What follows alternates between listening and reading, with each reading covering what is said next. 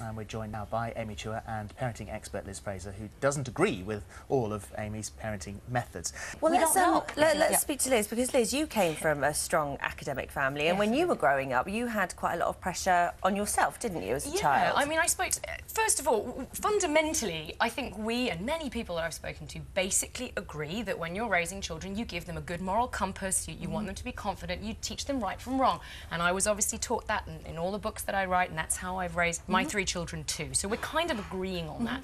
I think it's the extreme of that which we're really discussing here. And there are elements of this method of parenting that you're describing in your book that I think are fundamentally missing from what is important in raising a human being. And that's kind of what we have to remember. What we're doing when we're raising children is we're trying to make people who, when they go out into the world, they can survive, they will be healthy, they will be happy as a whole being. Things like not having playmates and not having sleepers, I would say that that is where I learnt most of my relationships from, friendships, relationships. So now when I'm a grown-up woman, that was the seed was sown from that early age. Yeah, but you know, global, when you say, I agree with you, for preparing for the future, but, and I actually think socialization is very important, but if you just coddle your child when they're little and say, you're great, you're fine, at some point they're going to go out into the real world. I totally, right? I mean, you haven't, you're not from this country, so you haven't read my books, and I mean, I'm a very non-cotton wool parent, you know, and I raised you asked me how I was raised, and I think I was just raised to,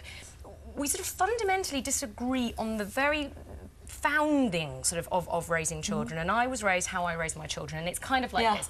I have three children, They're three very different people, and I think parenting is a skill, a real skill, that you have to learn and you have to hone it all the time. And my job is to make sure that those three people, who are like little seeds, you know, I need to water them and feed them and raise them to be strong and to get on well with all the people around them. So if they all grew up to be identical, I would have failed. You're agreeing here as well. I think that what there is to find... And I had to learn more, you know, because I made a bigger mistake in some ways. The difficult thing about being a parent, as you say, is finding the balance. Absolutely. Yes, of course you want to send your children out into the world as prepared as you possibly can, but there has to be a balance. There has to be an element of fun. There has to be an element of enjoyment and social interactivity. But at the same time, you want them to be, you know, moral, manners, you know, those sort of things are vital. Well, I'm surprised that I have to defend sort of striving for excellence, because people say, oh, that's immediately... I don't think you do need to defend that, actually. I think people agree with you on that. Okay. I don't think you do need to defend that. Because I think there is this at least with my kids, I think there is...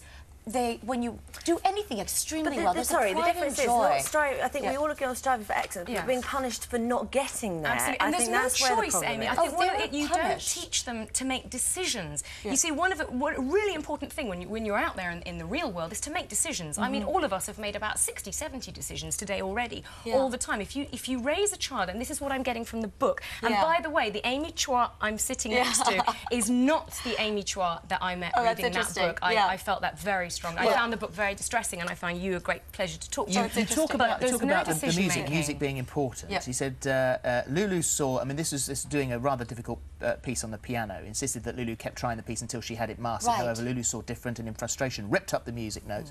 Now, this is supposed to be a comic scene. I threatened to sell her doll's house, send her to bed with no dinner and a complete ban on Christmas and Hanukkah presents. Nothing worked, and eventually I told her to stop being lazy, cowardly, self-indulgent and pathetic. I guess it depends. I understand how people are having that reaction, and there are moments I'm not proud of. The thing which concerns me most about that method of raising children is that you're a winner or you're a loser, and I don't like that. And I think in this country we're very self-deprecating. We like the underdog. We like saying, "Oh, I'm a bit of an idiot." Unfortunately, and thank you very much indeed for coming here. Thank you. Thanks for having us. No, it's a pleasure.